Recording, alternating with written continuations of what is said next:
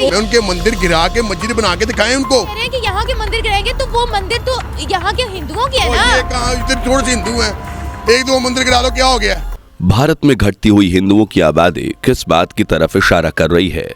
क्या सच में भारत एक मुस्लिम राष्ट्र बन जाएगा? आखिर क्यों ये बात पूरे देश में सनसनी मचा रही है? क्या है इसकी वजह? चलिए सब जानते हैं आज की वीडियो में आगे बढ़ें उससे पहले अगर आप एक सच्चे हिंदू हैं तो सब्सक्राइब करें फैक्ट मंत्रा चैनल को और बेल नोटिफिकेशन को ऑल पर लगाएं ताकि कोई भी वीडियो मिस ना हो। दोस्तों, वीडियो की शुरुआत में हम सबसे पहले जिन्ना के बारे में बात करते हैं। ये वही शख्स था जिसने हिंदुस्तान से पाकिस्तान को अलग करने की आवाज़ उठाई थी। तो इस हिसाब से मुसलमानों के लिए ये शख्स बेहद ही ख़ास होना चाहिए, राइट? और बहुत से मुस्लिम के लिए है भी, लेकिन बहुत से लोग इन्हें बेवकूफ़ बताते हैं। पता है क्यों? असल में एक बार सद्दाम हुसैन से जिन्ना के बारे में पूछा गया कि आप जिन्ना के बारे में क्या सोचते हैं? तब सद्दाम हुसैन का जवाब था कि जिन्ना बेवकूफ़ था जिसने पाकिस्तान को भारत से अलग किया। पर ऐसा क्यों? देखा जाए तो उस समय जिन्ना ने मुसलमानों के हित में होकर उनके लिए एक अलग राष्ट्र की मांग की। आप आजाद हैं, आजाद रहें। आप लोग इस मुल्क पाकिस्तान में अपनी अपनी इबादतगाहों, मस्जिदों या मंदिरों में जाने के लिए। ये तो मुसलमानों के लिए भला था, लेकिन सद्दाम का कहना है कि अगर 1947 में पाकिस्तान भारत से अलग नहीं हुआ होता तो पूरा भारत 1990 तक इस्लामिक कंट्री बन चुका होता। आज दोस्तों हर तरफ भारत में अखंड भारत और हिंदू राष्ट्र का अलग ही शोर दिखाई दे रहा है। लोग अपनी सनातन संस्कृति को फैलाते हुए नजर आ रहे हैं और देखा जाए तो आज भारत के सभी लोग हिंदू धर्म के लिए जागे जागे लग रहे हैं और ये सिर्फ दो शख्स की वजह से हुआ है, वो है मोदी और योगी, जिनके चलते आज सोए हुए हिंदू जागे हुए लग रहे हैं। जबकि देखा जाए तो देश को हिंदू राष्ट्र नहीं बल्कि मुस्लिम राष्ट्र बनाने की तैयारी चल रही है। ये सुनकर आपको बड़ा अजीब लगा होगा, लेकिन रुकिए हम आपको समझाने की कोशिश करते हैं। भारत में दोस्तों हर धर्म के लोग रहते हैं। जहाँ हिंदुओं की आबादी बहुसंख्यक में है, लेकिन आज यही बहुसंख्यक आबादी खतरे में नजर आ रही है और ये बात साफ करती है कि असल में कुछ समय पहले पीएम की आर्थिक सलाहकार परिषद EAC-PM के रिपोर्ट में देश की धार्मिक आबादी की जानकारी दी गई। ये रिपोर्ट 65 सालों के बीच थी, यानी 1950 से लेकर 2015 तक, जिसके अकॉर्डिंग बताया गया कि साल 1950 में हिंदू आबादी 84.68% थी, जो साल 2015 तक घटकर 78.06% हो गई, यानी कि भारत में बहुसंख्यक आबादी में गिरावट देखी गई। वहीं इस दौरान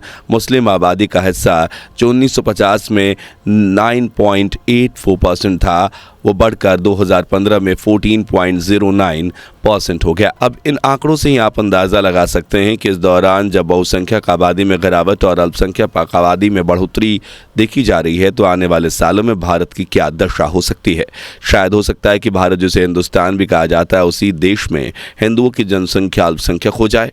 और ये कहना किसी तरह से गलत नहीं होगा, क्योंकि इसका अंदाज़ा आप पड़ोसी मुल्क पाकिस्तान की हिंदू पॉपुलेशन की जानकारी से लगा सकते हैं। असल में साल 2022 में centre for piece and justice की एक रिपोर्ट में पाकिस्तान में माइनॉरिटी की संख्या के बारे में बताया गया था।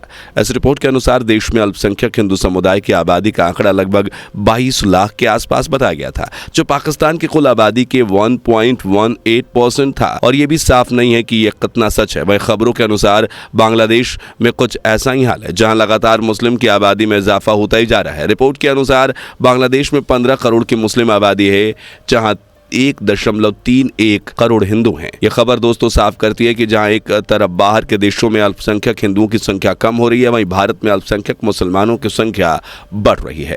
खैर ये तो कुछ भी नहीं दोस्तों, चलिए यहां हम आपको एक क्लिप दिखाते हैं जिससे अकबरुद्दीन ओवैसी अपना एक प्लान सुना रहे हैं। हिंदुस्तान हम 25 करोड़ है ना, तुम 100 करोड़ है ना, ठीक है, तुम तो हमारे से इतने ज्यादा है, 15 मिनट के लिए पुलिस को हटा लो, बता लेंगे किसमें हिम्मत है, कौन ताकतवर है। देखा आपने किस तरह अकबरुद्दीन ओवैसी साफ अपनी जुबान से कह रहे हैं कि तुम तो बहुत हो ना और हम कम है, लेकिन कोई बात नहीं, 15 मिनट पुलिस हटा लो, पता चल जाएगा कि किसमें हिम्मत है। दोस्तों शायद ये क्लिप आप समझ गए होंगे इसे देखकर कि आज का हिंदू कितने खतरे में है। और वाकई एक बार सोच कर देखिए कि तब क्या होगा जब देश में मोदी जैसे पीएम और योगी जैसे सीएम नहीं होंगे। यानी साफ तौर पर कहें तो आज भारत का हिंदू बड़े खतरे में है। और अगर हिंदू ऐसे ही सोता रहा तो भारत को इस्लामिक राष्ट्र बनने से शायद कोई नहीं रोक सकता। आज भारत के लगभग 140 करोड़ की आबादी में मुस्लिमों की संख्या का आंकड़ा लगभग 20 करोड़ है। वहीं पाकिस्तान में भी मुस्लिमों का संख्या लगभग 20 करोड़ है और बंगाल में देश का यही संख्या 15 करोड़ है।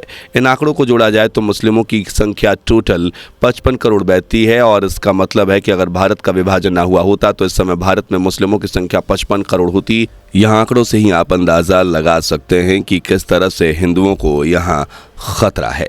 आपको बता दें कि ये लगातार संख्या बढ़ रही है। अगर ऐसा होता है तो अकबरुद्दीन ओवैसी जैसे लोग जो 15 मिनट के लिए पुलिस को हटाने के लिए कह रहे हैं वो शायद 15 सेकंड के लिए कह रहे होते। वहीं देश में ईसाई मिशनरीज का प्रभाव भी अलग ही देखने को मिल रहा है। चलिए वो भी जानते हैं, लेकिन उससे पहले वीडियो को लाइक नहीं किया तो जल्दी से वीडियो को लाइक कर दीजिए और चैनल पर नए हैं तो सब्सक्राइब करना ना भूलें। दोस्तों, भारत में अगर बात की जाए कन्वर्सन की तो उसमें पूरा हाथ मुस्लिमों का नहीं बल्कि इसमें ईसाइयों का भी हाथ है। मुस्लिमों के साथ ईसाइयों की संख्या भारत में बढ़ रही है। खबरों के अनुसार नॉर्थ ईस्ट स्टेट्स में लगभग 4 स्टेट्स में ईसाई धर्म मेजोरिटी में है। वहीं बात करें मणिपुर की तो कांग्रेस के राज्य में ईसाई मिशनरीज के अराइवल्स को बढ़ावा दिया गया है और इन एक्टिविटीज को रोकने के लिए कोई भी सख्त कदम नहीं उठाए गए हैं। वहीं उड़ीसा और छत्तीसगढ़ के क्षेत्रों में भी ईसाई धर्म को मानने वालों की संख्या में बढ़ोतरी देखी गई है।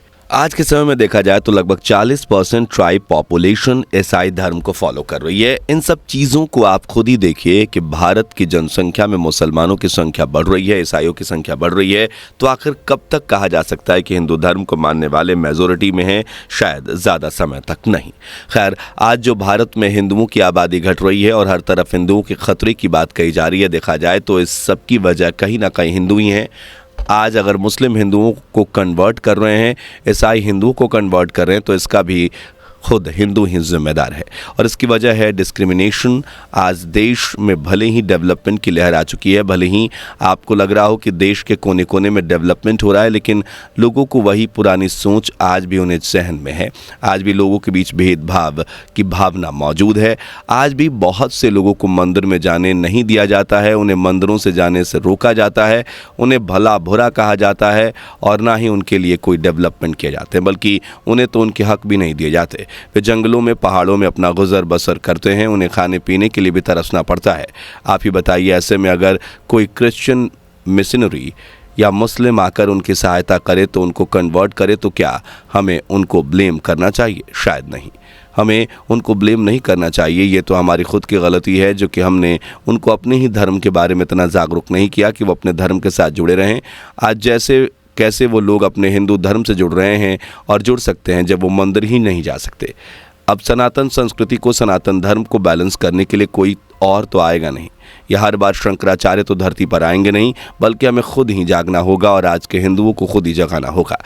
वहीं बात होती है भारतीय मुस्लिमों की जो CAA NRC जैसे एक्ट के लिए हल्ला करते हैं या फिर मंदिर बनाओ तो वो हल्ला करते हैं। उन्हें लगता है कि वो भारत में सेफ नहीं है, उन्हें काफ़ी परेशानियां होती है। तो बता दें कि अरब में उन्हें ओरिजिनल मुस्लिम माना ही नहीं जाता, बल्कि उन्हें कन्वर्टेड मुस्लिम कहा जाता है। पर हाँ, ऐसा नहीं है कि भारत में जितने भी मुसलमान हैं वो सब एक ही जैसे हैं, नहीं, बिल्कुल नहीं। भारत में कुछ ऐसे मुसलमान भी हैं जो खुद को भगवान राम के वंशज मानते हैं। बटुए धरने वाले नहीं हैं, हम लोग सनातनी मुसलमान हैं, भाईचारा को बरकरार करने वाले हैं, ठीक है। और अमन शांति, रामचंद्र जी हमारे पूर्वज थे, हम उनके वंशज हैं। बिल्कुल, हम सब सनातनी मुस्लिम। देखा कैसे भारतीय मुसलमान खुद को सनातनी मुस्लिम बता रहे हैं। खैर, यहाँ हम अपने वीडियो को समाप्त करते हैं और उम्मीद करते हैं कि वीडियो से आपको बहुत कुछ क्लियर हो जाएगा। कमेंट में ज़रूर बताएं, वीडियो को लाइक और शेयर करें, साथ ही चैनल को सब्सक्राइब करके बेल आइकन को प्रेस करना ना भूलें। मिलते हैं अगली वीडियो में, बाय बाय। दोस्तों, आपको स्क्रीन पर 2 और वीडियोस दिखाई दे रही हैं, जिसे देखने के लिए स्क्रीन पर क्लिक करें।